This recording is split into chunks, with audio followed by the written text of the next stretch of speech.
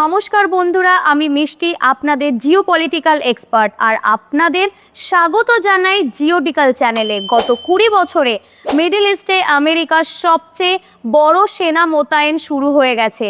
হ্যাঁ, ঠিকই শুনেছেন, ডোনাল্ড ট্রাম্পের নির্দেশে সরাসরি ইরানের স্থলপথে আক্রমণের বা গ্রাউন্ড ইনভেশনের এক বিশাল ছক কষছে আমেরিকা। আজকের ভিডিওতে আমরা ডিপ রিসার্চের মাধ্যমে জানাবো কেন আমেরিকা এই ভয়ঙ্কর পদক্ষেপ নিচ্ছে, কিভাবে তারা খর্গ আইল্যান্ড দখলের পরিকল্পনা করছে, আর সবচেয়ে গুরুত্বপূর্ণ, ভারতের অর্থনীতি ও তেলের বাজারের ওপর এর কি বিশাল প্রভাব পড়তে চলেছে। ভিডিওটি শেষ পর্যন্ত দেখুন, কারণ আজকের বিশ্লেষণ আপনাদের চমকে দেবে। আর হ্যাঁ, চ্যানেলটিকে সাবস্ক্রাইব করে বেল আইকনটি অবশ্যই প্রেস করবেন। আমেরিকা কেন মরিয়া? বন্ধুরা, আমেরিকা যখন ইরানের ওপর হামলা করেছিল, তারা গুণা করেও ভাবতেও পারেনি যে ইরান এভাবে শক্তিশালী প্রত্যাঘাত করবে। আমেরিকার মূল লক্ষ্য ছিল ইরানের সরকার পতন বা রেজিম চেঞ্জ করা, কিন্তু সেই লক্ষ্য পুরোপুরি ব্যর্থ হয়েছে। ডোনাল্ড ট্রাম্প যতই বড় বড় কথা বলুন না কেন যে তারা ইরানের নেভি ধ্বংস করে দিয়েছে, আসল সত্যিটা হলো ইরান অ্যাসিমেট্রিক ওয়ারফেয়ার বা অসম যুদ্ধের ফায়দা তুলে আমেরিকাকে কড়া জবাব দিয়েছে। আর এখন বিশ্বমঞ্চে নিজেদের সম্মান বা ফেস সেভ করতে আমেরিকা সরাসরি স্থলপথে আক্রমণের প্রস্তুতি নিচ্ছে। বন্ধুরা, আপনাদের কি মনে হয় ডোনাল্ড ট্রাম্পের এই সিদ্ধান্ত সঠিক? নিচে কমেন্ট করে অবশ্যই আপনার মতামত জানান। আপনাদের প্রতিটি কমেন্ট আমার কাছে খুব গুরুত্বপূর্ণ। এবার আসি মূল কথায়। আপনারা জানলে অবাক হবেন, এটি গত 20 বছরে মিডল ইস্টে আমেরিকার সবচেয়ে বড় সেনা মোতায়েন।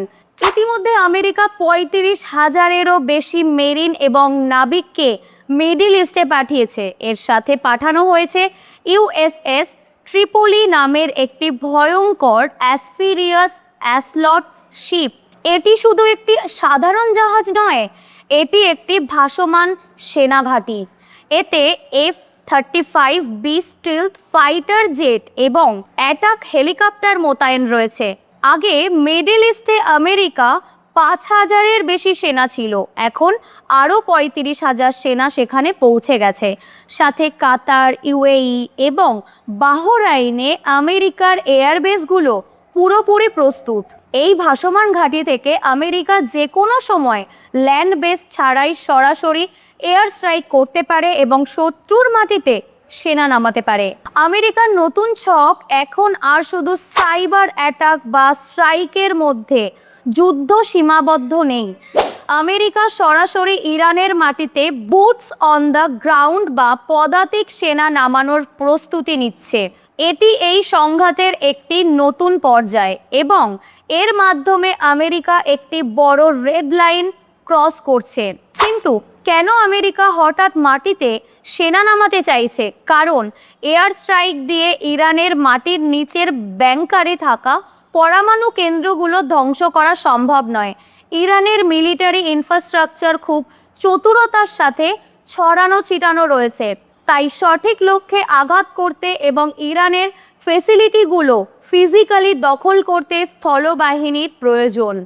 আমেরিকার লক্ষ্য হলো ইরানের কোস্টাল রিজিয়নে থাকা মিসাইল ব্যাটারি এবং ড্রোন লঞ্চ প্যাডগুলো ধ্বংস করা।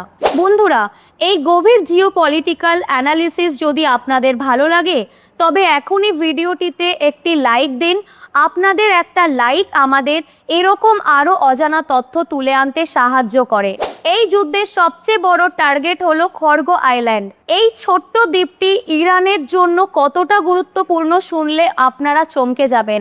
ইরানের 85 থেকে 90% তেল এই ছোট্ট দ্বীপটি থেকেই এক্সপোর্ট বা রপ্তানি হয়।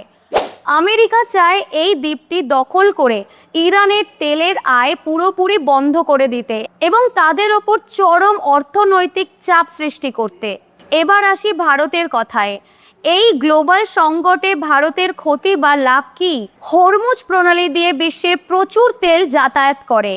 আমেরিকা চায় এই তেলের সাপ্লাই যেন ঠিক থাকে, না হলে বিশ্ব অর্থনীতিতে বড় ধাক্কা লাগবে। কিন্তু ইরান যদি হরমুজ প্রণালী বন্ধ করে দেয় বা সেখানে মাইন পুঁতে রাখে, তবে বিশ্বজুড়ে তেলের হাহাকার শুরু হবে। ইন্টারন্যাশনাল এনার্জি এজেন্সির মতে এই যুদ্ধ 1973 সালের অয়েল ক্রাইসিসের চেয়েও বড় তেলের সংকট তৈরি করতে পারে। ভারত তার তেলের বিশাল অংশ মিডল ইস্ট থেকে আমদানি করে, ফলে গ্লোবাল অয়েল ক্রাইসিস তৈরি হলে আন্তর্জাতিক বাজারে তেলের দাম আকাশ ছোঁয়া হয়ে যাবে। শিপিং ইন্স্যুরেন্সের খরচ চরম হারে বৃদ্ধি পাবে এবং গ্লোবাল সাপ্লাই চেইন মারাত্মকভাবে ব্যাহত হবে। ভারতের বাজারে এর সরাসরি প্রভাব পড়বে। পেট্রোল ডিজেলের দাম বাড়তে পারে, যা দেশের মুদ্রাস্ফীতিকে বাড়িয়ে দেবে। ইরানের ভয়ঙ্কর পাল্টা জবাব আমেরিকার এই গ্রাউন্ড অপারেশন কি এতই সহজ হবে? একেবারেই না। গ্রাউন্ড অপারেশন চরম বিপজ্জনক হতে পারে। ইরান কোনো ছোটখাটো দেশ নয়। তারা ইতিমধ্যেই আমেরিকাকে সতর্ক দিয়ে দিয়েছে যে তাদের 1 মিলিয়ন অর্থাৎ 10 লাখ ফাইটার প্রস্তুত আছে। ইরান বলছে, আমরা তোমাদের কবর খুঁড়েই রাখব। ইরান তাদের ফার্স্ট অ্যাটাক বোট, ড্রোন এবং ব্যালিস্টিক মিসাইল ব্যবহার করে আমেরিকার চরম ক্ষতি করতে পারে। এমনকি খর্গ আইল্যান্ড আমেরিকার জন্য একটি মিলিটারি ট্র্যাপ বা ফাঁদ হতে পারে। আমেরিকা যেখানে সেনা নামালে ইরান তাদের চারপাশ থেকে ঘিরে ফেলে, আমেরিকার ফোর্সকে পুরোপুরি শেষ করে দিতে পারে।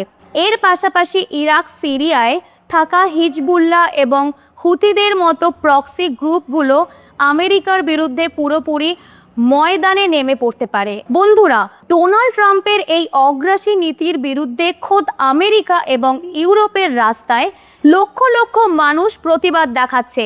এই পরিস্থিতিতে 3টি জিনিস হতে পারে। প্রথমত, আমেরিকার সীমিত সাফল্য এবং তারপর হয়তো নেগোসিয়েশন বা আলোচনা শুরু হবে। দ্বিতীয়ত, দীর্ঘস্থায়ী সংঘাত চলতে পারে, যার ফলে গ্লোবাল ইকোনমিতে বড় ধাক্কা লাগবে এবং অয়েল ক্রাইসিস বজায় থাকবে। তৃতীয়ত, একটি ফুল স্কেল রিজিওনাল ওয়ার বা পূর্ণাঙ্গ আঞ্চলিক যুদ্ধ শুরু হতে পারে, যা গোটা বিশ্বের জন্য ভয়াবহ হবে। বন্ধুরা, আপনাদের কি মনে হয়, আমেরিকা কি সত্যি ইরান দখল করতে পারবে, নাকি এটি আমেরিকার জন্য দ্বিতীয় ভিয়েতনাম ওয়ার হতে চলেছে? নিচে কমেন্ট বক্সে অবশ্যই আপনার মতামত জানান। ভিডিওটি তথ্যবহুল মনে হলে প্রচুর শেয়ার করুন। আর এই রকম সহজ বাংলা ভাষায় জিওপলিটিক্সের গভীরে প্রবেশ করতে জিওটিক্যাল চ্যানেলটিকে এখনই সাবস্ক্রাইব করে নিন। আমি মিষ্টি আজকের মতো বিদায় নিচ্ছি। ভালো থাকবেন, সুস্থ থাকবেন। জয় হিন্দ।